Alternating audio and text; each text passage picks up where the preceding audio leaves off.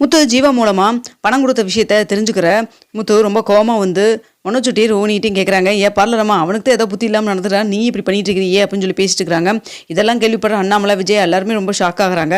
அப்போது முத்து ரவிக்கிட்ட சொல்கிறாங்க, இங்கே பாரு இந்த ஷேரை நம்ம வாங்காமல் விடக்கூடாது.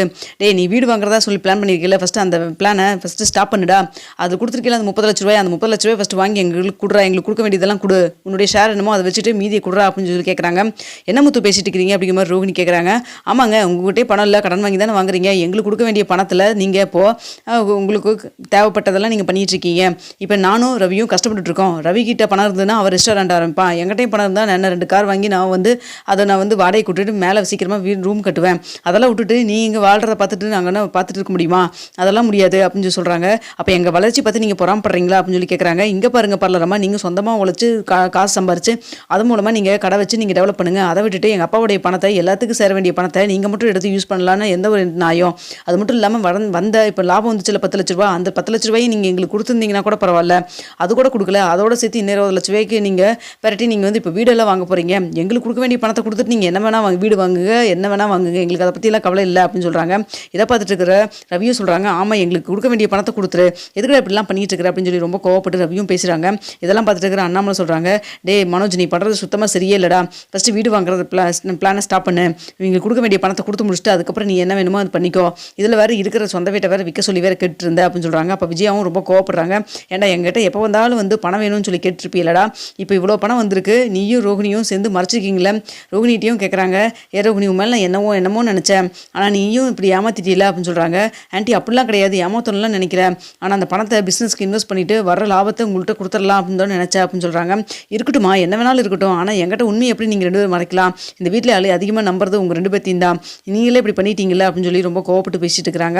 அப்போ முத்து சொல்கிறாங்க, நீ என்ன வேணால் சொல்லிக்கடா, எங்களுக்கு கொடுக்க வேண்டிய பணத்தை ஒழுங்காக கொடுத்துரு, அப்படி இல்லைன்னா கன்ஃபார்மாக நான் போய் போலீஸ் ஸ்டேஷனில் கம்ப்ளைண்ட் கொடுத்துருவேன்டா அப்படின்னு சொல்கிறாங்க. என்னடா கம்ப்ளைண்ட் கொடுத்துன்னு சொல்லி மிரட்டுறியா?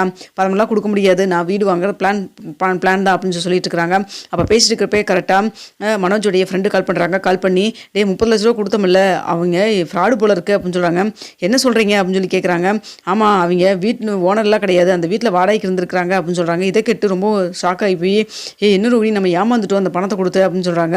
அப்போ முத்து, பார்த்தியா நீ எங்களை ஏமாற்றணும்னு நினச்சி அந்த 30 லட்ச ரூபாய் எடுத்து நீ வந்து பிஸ்னஸ் யூஸ் பண்ண, கடைசியில் பார்த்தியா உனக்கு 30 லட்ச ரூபா அந்த பணமும் போயிடுச்சா, உனக்கு ரொம்ப சந்தோஷம். இப்போ நீ எங்களுக்கும் பணம் கொடுக்க வேண்டியது இருக்குது, அந்த 30 லட்ச ரூபா பட்டினியில் அந்த லாப பணமும் போயிடுச்சா, இப்போ என்னடா பண்ணுவேன் அப்படின்னு சொல்கிறாங்க. ஏன்டா எந்த வயிற்றுச்சலில் நீ பேசுனியோ, இப்போ எனக்கு எல்லா பணமே போயிடுச்சு அப்படின்னு சொல்லி சொல்கிறாங்க.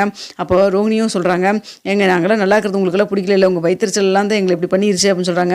ஏங்க பார்லரம்மா, நீங்கள் போய் ஏமாந்து ஒரு வீடு ஓனரா இல்லை வந்து அன்னைக்கே நான் சொன்னேன் ஒரு இவ்வளோ பெரிய வீடு வச்சுருக்குவேன், எதுக்கு வாடகை காரில் போகணும்னு சொல்லிட்டு என்னென்னமோ சொல்லி சமாளிச்சிங்கல்ல, அப்போவே எனக்கு சந்தேகம் தான், நீங்கள் ஒழுங்காக விசாரிக்காமல் கொண்டு போய் பணத்தை கொடுத்து ஏமாந்ததுக்கு நான் என்ன பொறுப்பாக முடியும்? நீங்கள் என்னமோ பண்ணிக்கிங்க, எங்களுக்கு சேர வேண்டிய பணத்தை கொடுங்க அப்படின்னு சொல்கிறாங்க.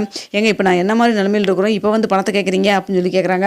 சொன்ன மாதிரி நாங்கள் கேட்டப்போ எங்களுக்கு எங்கள் பணத்தை ஒழுங்காக கொடுத்துருந்தீங்கன்னா இத்தனை பிரச்சனை இல்லையா, அதுக்கு தான் சொல்கிறது எப்பவுமே அப்படின்னு சொல்லி பேசிட்டு இருக்கிறாங்க. அப்போ அண்ணாமலை சொல்கிறாங்க, நல்லா விசாரிச்சு பாடுறா, உண்மையாலுமே அவங்க வந்து ஃப்ராடு தானா அப்படின்னு சொல்லி கேட்குறாங்க. தெரியலையப்பா அவன் இப்படி சொல்கிறானே, நான் போய் பார்த்துட்டு வரேன் அப்படின்னு சொல்லிட்டு சொல்கிறாங்க. அப்போ முத்து சொல்கிறாங்க, படித்த முட்டாளே, போய் ஃபஸ்ட்டு வேலையாக போலீஸ் ஸ்டேஷன்லேயே கம்ப்ளைண்ட் கொடு, அவங்க ஃபோன் நம்பரை இது வச்சு எங்கேயோ ட்ராக் பண்ணுவாங்கல்ல அப்படின்னு சொல்லி சொல்கிறாங்க. ஆமாம், ஃபஸ்ட்டு போலீஸ் ஸ்டேஷனுக்கு போகலாம் அப்படின்னு சொல்கிறாங்க. போலீஸ் ஸ்டேஷனுக்கு போயிட்டு பணம் திரும்ப கிடச்சிச்சுன்னா உனக்கு எனக்கும் ரவிக்கு சேர வேண்டிய பணத்தை ஃபஸ்ட்டு எடுத்து வை, அதுக்கப்புறம் நீ இந்த வீடு வாங்கு, கார் வாங்கு, பங்களா வாங்கு, எதை வேணா வாங்கு அப்படின்னு சொல்லிட்டு இருக்கிறாங்க. அப்போ ரோஹினி ரொம்ப கோவப்பட்டு, இப்போ கூட உங்களுக்கு சேர வேண்டிய ஷேரத்தானே நீங்கள் பார்க்குறீங்க அப்படின்னு சொல்லிட்டு, நீங்களாம் சுயநலமாக உங்களுக்கு வேணுங்கிறத நீங்கள் வந்து நினைக்கிறப்போ எங்களுக்கு தேவைப்படுற எங்களுக்கு சேர வேண்டிய பணத்தை நாங்கள் எப்படிங்க விட்டு கொடுக்க முடியும்? விட்டு கொடுத்துட்டு நாங்கள் 2 பேரும் கஷ்டப்பட்டு இருக்கோம், நீங்கள் வந்து காரு பங்களான்னு வந்து செட்டில் ஆகலான்னு பார்க்குறீங்களா அப்படின்னு சொல்கிறாங்க. அப்போ அண்ணாமலை சொல்கிறாங்க, பேசுகிறதெல்லாம் அப்புறமேல் இருக்கட்டும்டா, ஃபஸ்ட்டு போய் வேலையை போலீஸ் ஸ்டேஷன்லேயே கம்ப்ளைண்ட் கொடுங்க, டைம் ஆக ரிஸ்க் அதிகம் அப்படின்னு சொல்லிட்டு இருக்கிறாங்க. அப்போ விஜயா சொல்கிறாங்க, பாரு எத்தனை வேலை பார்த்துருக்கீங்க, இனிமேல் எக்காரணத்தை கொண்டு இந்த மனோஜி ரோஹினி நம்பவே கூடாது அப்படின்னு சொல்லி மனசுக்குள்ளே யோசிச்சுட்டு இருக்கிறாங்க. அப்போ ரோஹினி போய், ஆன்ட்டி என்னை மன்னிச்சிருங்க, உங்கள்கிட்ட மறைக்கணும்லாம் நினைக்கல அப்படின்னு சொல்கிறாங்க. இங்கே பாருமா, இனிமேலும் எதாக இருந்தாலும் சரி, நான் உங்கள்கிட்ட இனிமேல் எதுவும் சொல்ல போகிறதில்ல பண்ண போகிறதில்ல, உங்கள் மேலே வச்சிருந்த நம்பிக்கை எனக்கு போயிடுச்சு அப்படின்னு சொல்லி பேசிட்டு இருக்கிறாங்க.